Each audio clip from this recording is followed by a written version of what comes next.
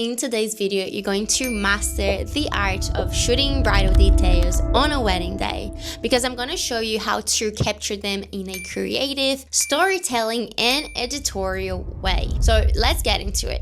When I arrive, the first thing I do is find a clean and minimalistic spot for the detail photos. If the room is messy, I will just shove everything under the bed or in the wardrobe and just try and make it as tidy as possible. I really like this space. So first of all, I'm just tidying it up.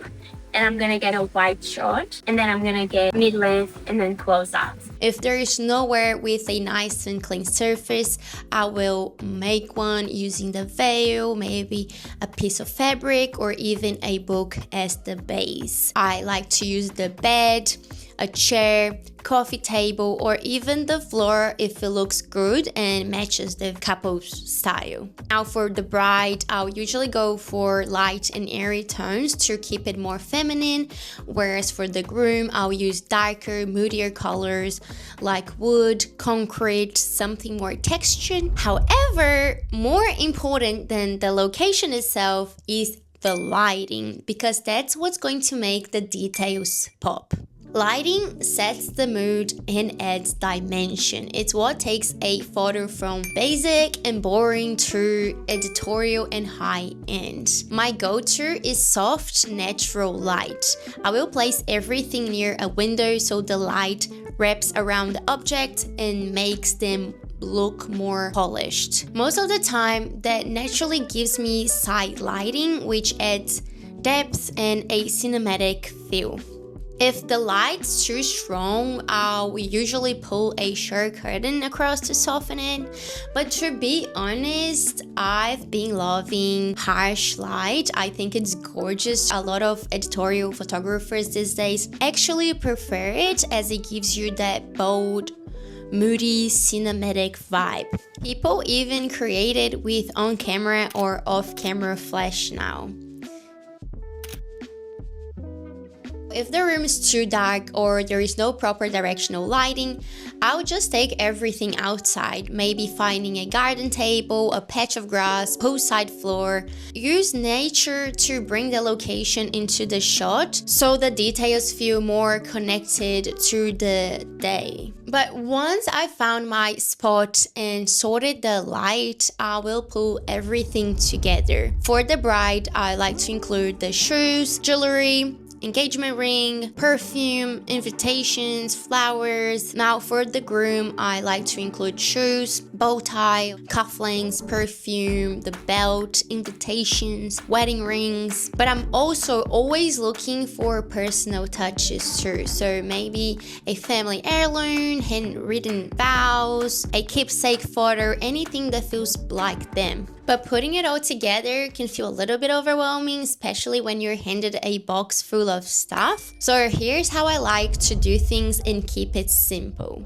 I start with the largest items, usually the shoes or the bouquet, and then I build around them. I try not to cram everything into one shot, so I choose what looks good together. I will also shoot individual hero items separately sometimes with one prop for contrast, and I don't overthink it. I will start simple, take a few shots, tweak things around, remove items, and then keep refining it until it feels right. Then in post-production, I can choose what looks best. Make it nice and simple and then put everything together, and then I take things out slowly to see if it looks better, like individually than everything together. So that's what we're gonna do. But I also like to keep what I call an intentional mess, so it feels more organic and candid, but it's still balanced so your eyes know where to go. And that brings us to storytelling. If you followed me here for a while, you know I'm all about telling stories throughout my gallery, and details are no different. For that, I will start with wide shots. So once the details are set up, I take a step back and I capture the whole space, like the whole room, maybe with the dress or the suit hanging nearby. This wide shot sets the scene, captures the energy of the morning and makes the details feel intentional and part of the bigger picture. Then I will move in for a mid shot, focusing on the attire itself, and after that I will shoot the flat lay details and finish with tight close-up photos of things like the rings and the flowers, earrings on top of the perfume bottle, lace on the dress, and little details like that. If I have time, I will go a step further and create little moments that tie in the location or the couple's vibe. So for example, in Italy, I placed the details next to an old statue.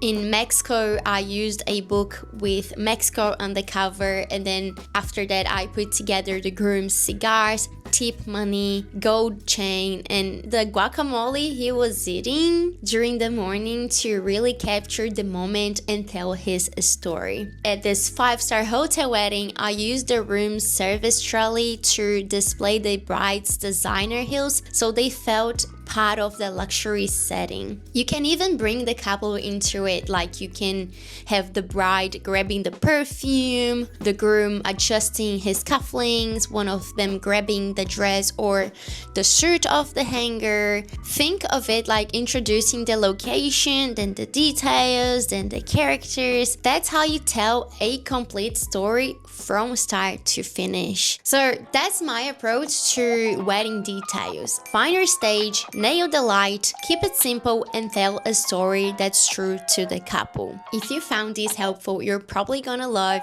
this next video where I break down 5 things that will instantly level up your wedding photography skills. I'm gonna leave this here for you, and I'll see you on this next video.